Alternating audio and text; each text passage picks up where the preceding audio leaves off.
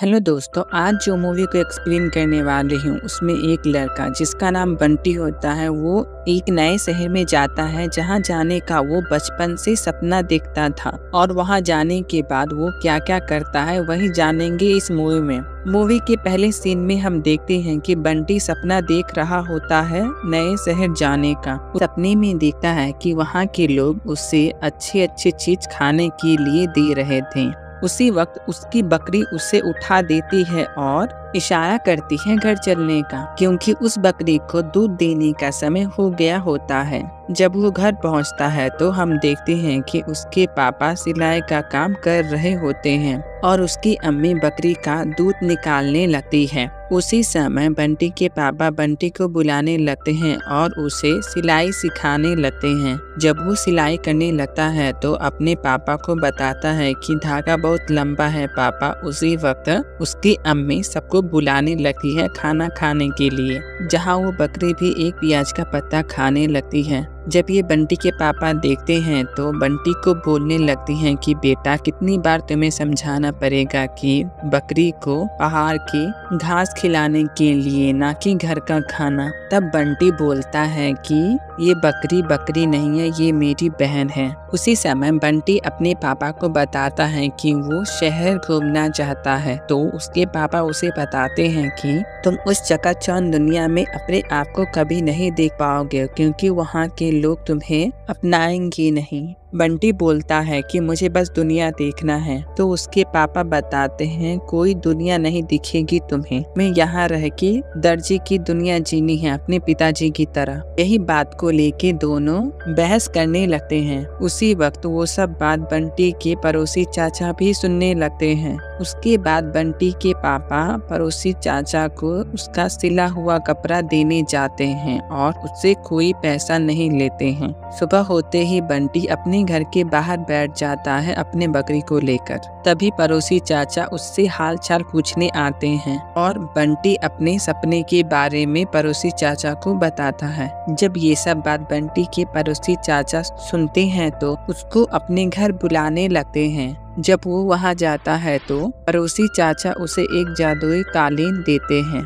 और वो बोलते हैं कि तुम इस कालीन को कुछ समय के लिए अपने पास रख सकते हो। और वो एक बात बोलने वाला ही होता है कि वो चुप हो जाता है। तब बंटी उसे बोलता है कि चाचा, आप मुझसे कुछ भी मांग सकते हैं। यह सुनकर पड़ोसी चाचा उसे बोलते हैं कि मेरी एक छोटी पोती जिसका नाम हीरा है वो एक शहर में है, क्या तुम उसे ला सकते हो? और वो बताता है कि वो एक विकराल के शहर में रहता था जहाँ वो अपनी पोती के साथ रहता था, लेकिन वहाँ का राजा उससे उसका कालीन छीनना चाहता था। उसको बचाने के लिए वो यहाँ आ गया, लेकिन उसकी पोती वहीं छूट गई।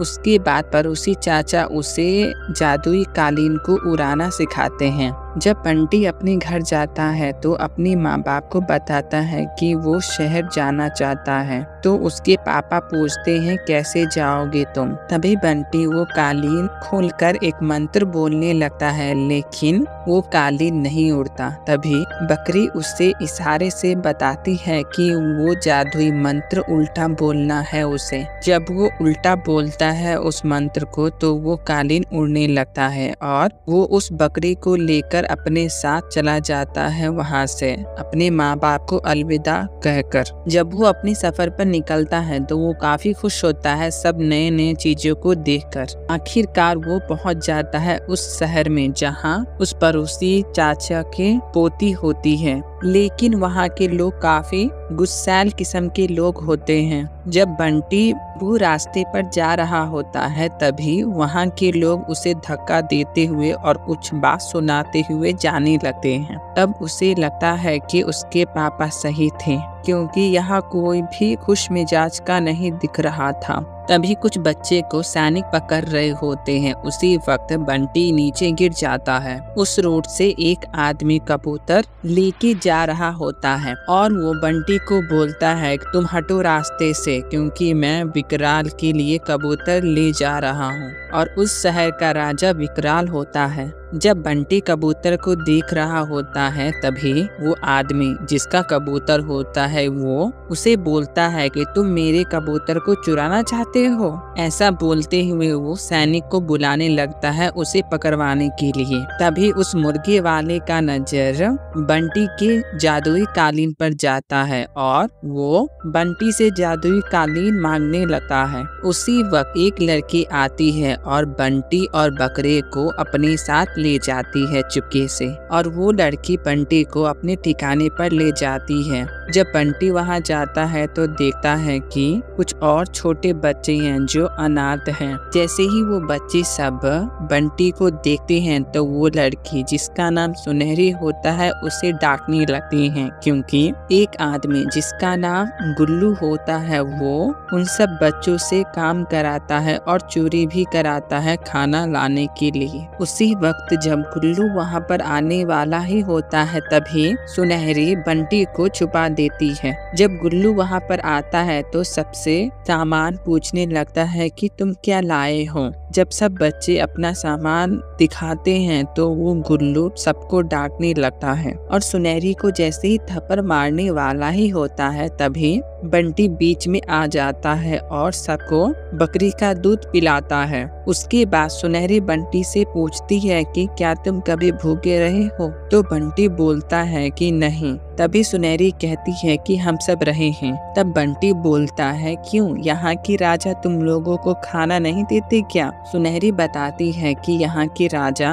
विकराल है जिसका पेट कभी भरता ही नहीं है, वो सब चीज खा जाता है। ये सब सुनने के बाद बंटी वहाँ से चला जाता है सुनहरी को गुड बाय बोलकर। जब बंटी उस जादुई कालीन पर बैठकर उड़ने लगता है तभी उसको वो गुल्लू देख लेता है। उड़ते हुए वो एक छत पर जाता है जहाँ वो सो जाता है। जब सुबह वो उठता है तो देखता है कि वहाँ पर उसकी जादुई कालीन नहीं है और उसको शक होता है सुनहरी पर, क्योंकि वो उस जादुई कालीन को गुल्लू को दे रहा था उस रात को। लेकिन वो जादुई कालीन गंदा होने के कारण गुल्लू उसे नहीं लिया था। दूसरी तरफ हम देखते हैं कि गुल्लू विकराल के पास जाता है जादुई कालीन लेकर, और जब वो उड़ाने का कोशिश करता है तब वो कालीन नहीं उड़ता।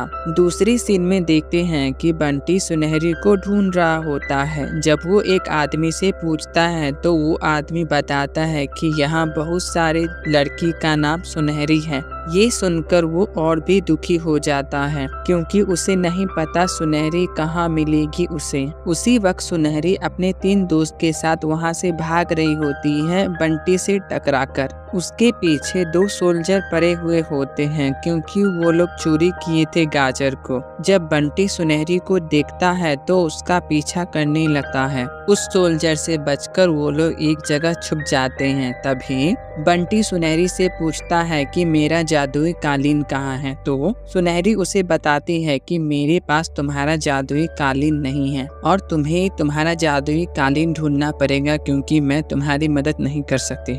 तो बंटी उससे पूछता है कि क्या यहाँ कोई नहीं है जो मेरी मदद कर सकता है जादुई कालीन को ढूंढने में। सुनहरी जवाब देते हुए बोलती है कि हाँ, एक औरत मदद कर सकती है जिसका नाम फिरोजा है, और बंटी को सुनहरी अपने साथ फिरोजा के पास ले जाती है। जब बंटी और सुनहरी वहाँ पहुँचते हैं तो फिरोजा सबको बता रही होती है कि एक जादुई कालीन विकराल को मिल चुका है और उसका एक ख्वाब था जादुई कालीन पर उड़ने का। ये सब बात जब बंटी सुनता है तो समझ जाता है कि जरूर वो मेरा ही जादुई कालीन होगा। फिरोजा बताती है कि वो जादुई कालीन गुल्लू लाके विकराल को दिया है और वो अब सेनापति बनने वाला है। ये सब बात सुनहरी सुनती है तो वो बंटी को बोलती है कि ये तो परियों की कहानी की तरह है। तभी सुनहरी फिरोजा को बताती है कि वो जादुई कालीन बंटी का है, और बंटी बताता है कि वो कालीन मैंने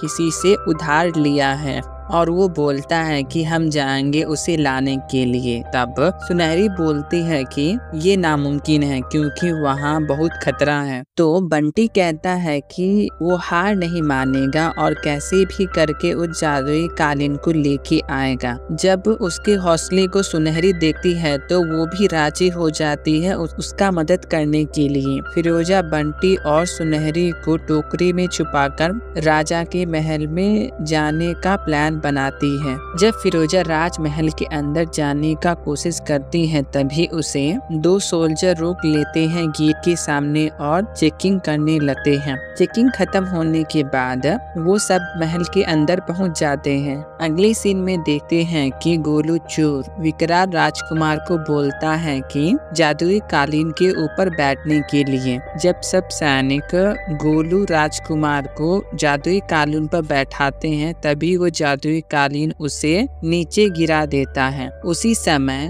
गोलू राजकुमार एक सोल्जर को मगरमच्छ को खिलाने के लिए कहता है। उसके बाद गोलू चोर वो जादुई कालीन को लेकर एक रॉड से बांध देता है जहां सुनहरी और बंटी पहुंच जाते हैं। जब गोलू चोर खिड़की के पास जाता है तभी सुनहरी जादुई कालीन को छुड़ाकर अपने साथ ले जा रही होती है। तभी बंटी गेट खोलता है तभी उसका आवाज गोलू चोर सुन लेता है और वो पीछे मुड़ के देखता है तो दोनों उस जादुई कालीन को ले जा रहे होते हैं और उसका पीछा करने लगता है गोलू चोर। जब बंटी और सुनहरी भाग रहे होते हैं तभी मोटू राजकुमार की पत्नी बंटी को देख लेते हैं और उसको अपने साथ ले जाते हैं मोटू राजकुमार के पास। कहते हैं कि इसको हम अपना बेटा बना लेंगे। तो गोलू चोर झूठ बोल देता है कि बंटी के सर में जू है। जब ये बात राजा की पत्नी सुनती है तो बंटी से दूर भागने लगती है और राजा बंटी को कारागार में डाल देता है। जब बंटी कारागार में होता है तब वो कारागार के सैनिक को चकमा देकर बाहर निकल जाता है। कारागार से निकलने के बाद बंटी चाहता है अपने जादुई कालीन को लाने के लिए, लेकिन वो देखता है कि गोलू चोर उसी की तरफ आ रहा होता है। ये देखकर बंटी छुप जाता है और उन सबको बंटी नीचे गिराकर जादुई कालीन लेकर भागने लगता है वहाँ से। जब वो भाग रहा होता है तभी उसे सुनहरी दिखती है और उसके साथ सुनहरी भी भागने लगती है, लेकिन उन दोनों को गोलू चोर पकड़ लेता है और राजा के सामने गोलू चोर बोलता है कि बंटी और सुनहरी दोनों जादुई कालीन को चुरा रहे थे। तब बंटी राजा को बोलता है कि ये मेरा कालीन है और मैंने इसे किसी से उधार लिया है। जब ये बात राजा सुनता है तो हंसने लगता है और बोलता है कि ये किसी का भी कालीन हो लेकिन अब ये मेरा है, और बोलता है कि सुनहरी को ले जाकर मगरमच्छ को खिला देने के लिए। तब बंटी बोलता है कि आपको मालूम है कि मैं ही जादुई कालीन उड़ा सकता हूँ और मैं उड़ाने के लिए तैयार हूँ अगर आप सुनहरी को छोड़ देंगे तो। राजा बंटी के बात से सहमत होता है और राजा और गोलू चोर जादुई कालीन पर बैठ जाते हैं। बंटी जादुई मंत्र बोलता है और जादुई कालीन उड़ने लगता है। उड़ता हुआ देख मोटू राजा और गोलू चोर खुश हो जाते हैं। तभी उन दोनों को बंटी मगरमच्छ के पानी के अंदर गिरा देता है और गोलू चोर मगरमच्छ के मुंह के अंदर गिरता है। जब मगरमच्छ गोलू चोर को खाने वाला ही होता है तभी राजा मगरमच्छ के मुंह के ऊपर गिरता है और गोलू चोर मगरमच्छ के मुंह के अंदर से बाहर निकल आता है। मगरमच्छ राजा और गोलू चोर के पीछे पड़ जाते हैं और वो दोनों मगरमच्छ के आगे भाग रहे होते हैं अपनी जान बचाने के लिए। राजमहल में सब सैनिक को बंटी बोलता है कि अब तुम सब आजाद हो और जो चाहे तुम वो सब कर सकते हो। जब ये बात सब सैनिक सुनते हैं तो काफी खुश हो जाते हैं, लेकिन बंटी दुखी हो जाता है क्योंकि अभी तक उससे हीरा जो पड़ोसी चाचा की पोती होती है वो अभी तक उसे नहीं मिली थी। जब ये बात सुनहरी सुनती है तो बंटी को बताती है कि उसका ही नाम हीरा है। ये बात सुनकर बंटी ही खुश हो जाता है और सुनहरी को अपने साथ लेकर घर चला जाता है। जब वो घर पहुंचता है तो पड़ोसी चाचा अपनी पोती को देखकर खुश हो जाते हैं और इसी के साथ यह कहानी यहीं खत्म हो जाती है। फिर मिलेंगे दूसरे वीडियो में नई कहानी को एक्सप्लेन करते हुए। तब तक के लिए गुड बाय। अगर आपको ये वीडियो पसंद आया है तो please subscribe, like and comment करिए।